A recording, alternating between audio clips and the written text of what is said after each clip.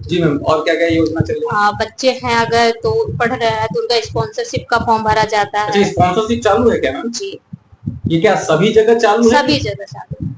क्या आपने स्पॉन्सरशिप योजना का नाम सुना है? अगर सुना है तो जरूर कमेंट में बताइएगा। हूँ कि सपोज कीजिए कि जिस जगह पंचायत भवन बंद होते हैं या उस गांव के लोगों को लाभ नहीं मिल पाता है, तो क्या ये दंडात्मक कार्रवाई है कि क्या है मैम? बिल्कुल है, पंचायत भवन नहीं बंद किया जाता है। अगर हम लोग को रखा ही जाता है जनता के लिए, जब हम गांव के लोगों का काम ही नहीं करेंगे तो फिर हमारी नियुक्ति किस लिए हो रही है?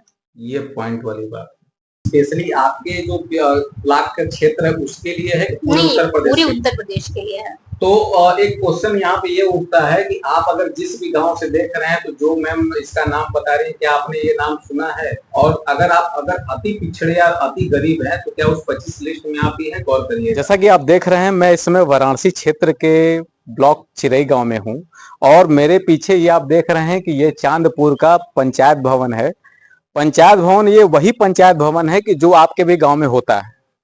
तो यहाँ पर भी हम लोग चल करके एक बार ये देखने का प्रयास करेंगे कि जैसे आपके गांव में पंचायत भवन की वजह से जो आपके गांव की व्यवस्था है, क्या वो व्यवस्था यहीं पर भी लागू? मैम नाम क्या आपका? आरती भास्कर। आरती भास्कर जी, अच्छा अच्छा। जी मैम, तो आप यहाँ पे क्या क्या कार्य करते हैं? किस कार्य? पंचायत पंचायत सहायक के पद पे अच्छा है। मैम, तो आपका कार्य क्या है मैम?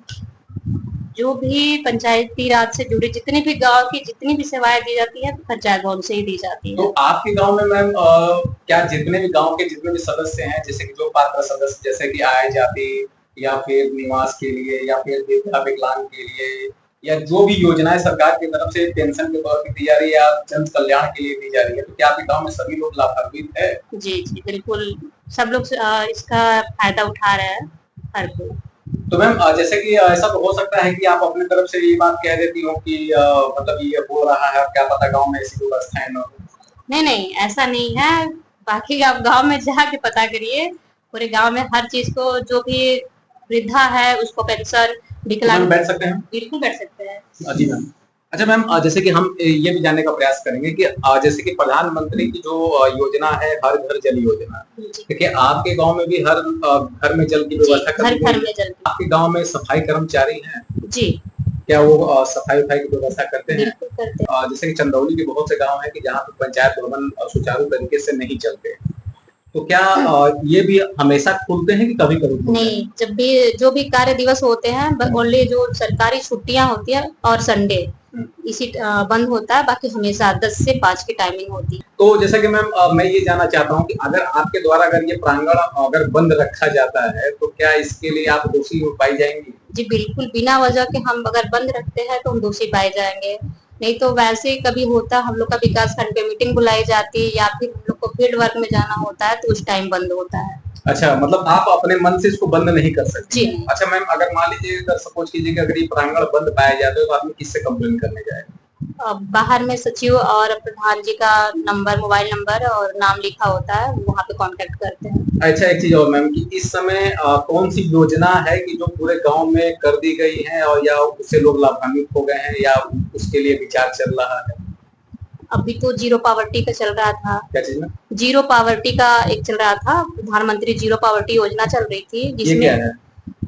एक ग्राम पंचायत से 25 लोगों का चयन करना था जो एकदम निर्धनतम हो, जो एकदम तो उनको सारी सुविधाएं दी जाती है। अगर उनके यहाँ राशन कार्ड नहीं है तो उनका राशन कार्ड बनेगा। तो ये क्या आपके स्पेशली आपके जो ब्लॉक का क्षेत्र है उसके लिए है? नहीं, पूरे उत्तर प्रदेश के लिए है। तो एक क्वेश्चन यहाँ पे ये उठता है कि आप अगर जिस भी गांव से देख रहे हैं, तो जो मैम इसका नाम बता रही है, क्या आपने ये नाम सुना है? और अगर अति पिछड़े या अति गरीब है, तो क्या उस 25 लिस्ट में आप ही है? गौर करिएगा आपके लिए। अच्छा मैम, जैसे कि जनता के सहूलियत के लिए सरकार आपको क्या क्या प्रोवाइड करती है?